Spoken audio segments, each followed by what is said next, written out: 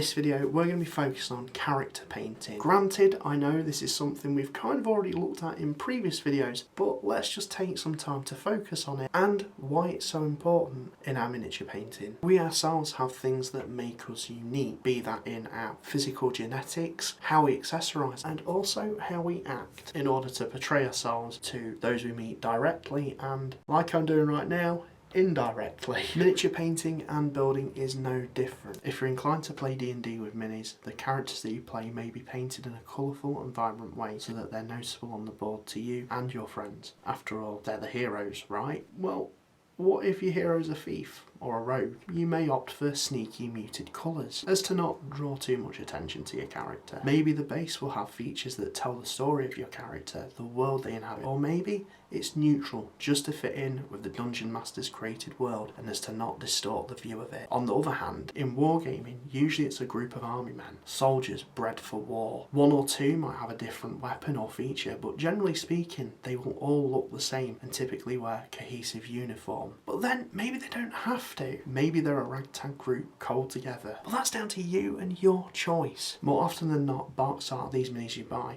if they have box art, are done by a professional painter or artist following a set brief. The models won't be modified, they'll be painted in a certain high quality way to best sell the product. Generally speaking, even though it looks like it on the box, you are not held to a brief set by marketing executives and shareholders. Unless you really want to go down that route, or you're playing in a big tournament where the rules have been set that you need to have your units painted in a certain way. Painting requirements are a thing. Otherwise, you do you. But what if you're stuck? What if you're wanting to do something different but you're drawing a blank? I'm going to show you some techniques that I personally use to try and get out of a creative rut. Techniques that you can use as to how you can start thinking about character building with your miniatures.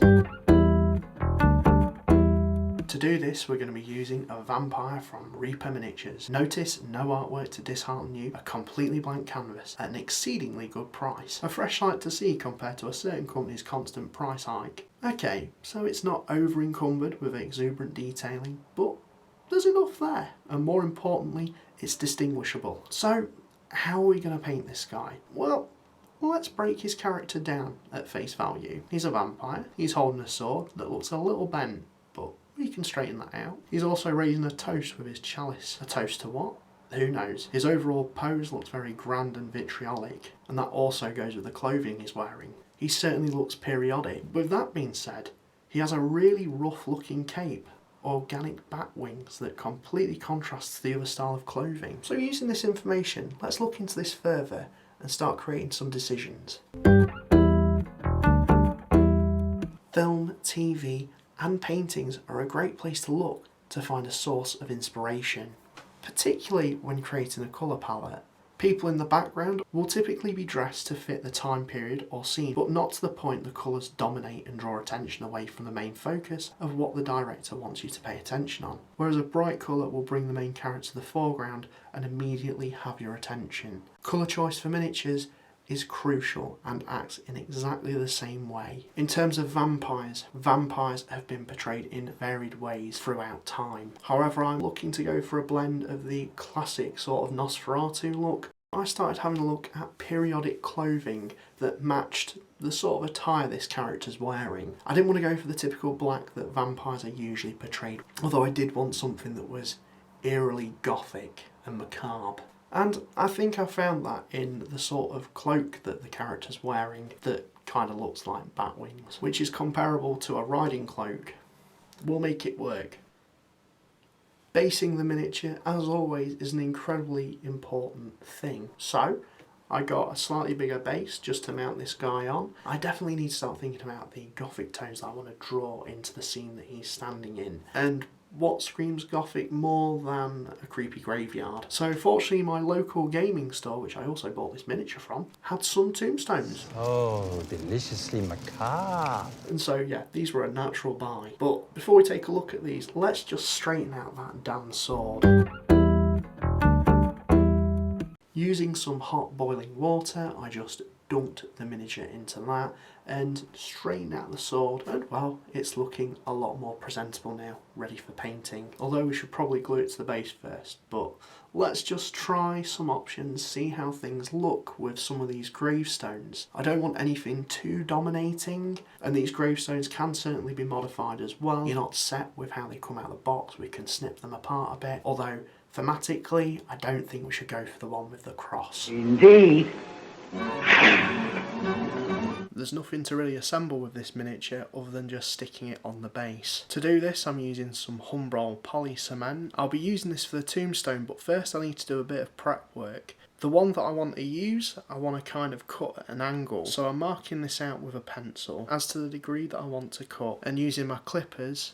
I think I definitely need to get some new ones soon. Probably not the right tool for that, but it did the job in the end. I got it to the angle that I thought I wanted, but just to make sure I did a cheeky test fit, that looks pretty good. And just to make the base of the tombstone flat and adhere to the base, I smoothed this down with an emery board, finally gluing it onto the base.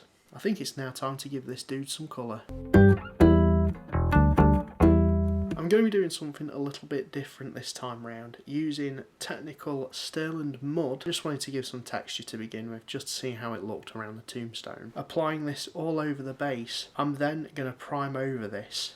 Additionally, I'm going to be using my newly acquired wet palette. I've been getting on really well with this thing, and I highly recommend it to any miniature painter's arsenal. It's such a simple yet effective tool. It simplifies wet blending and allows you to mix colours as well.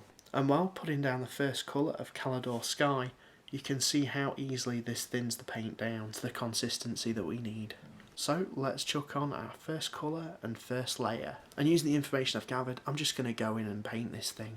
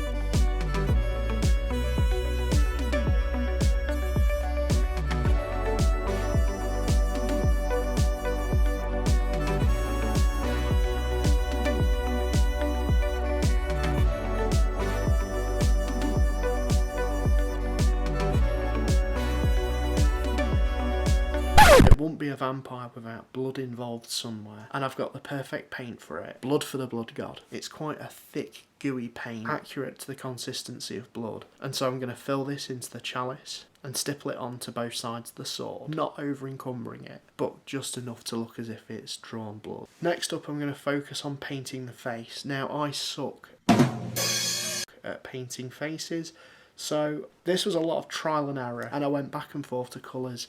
So here's just like an overview of how that went.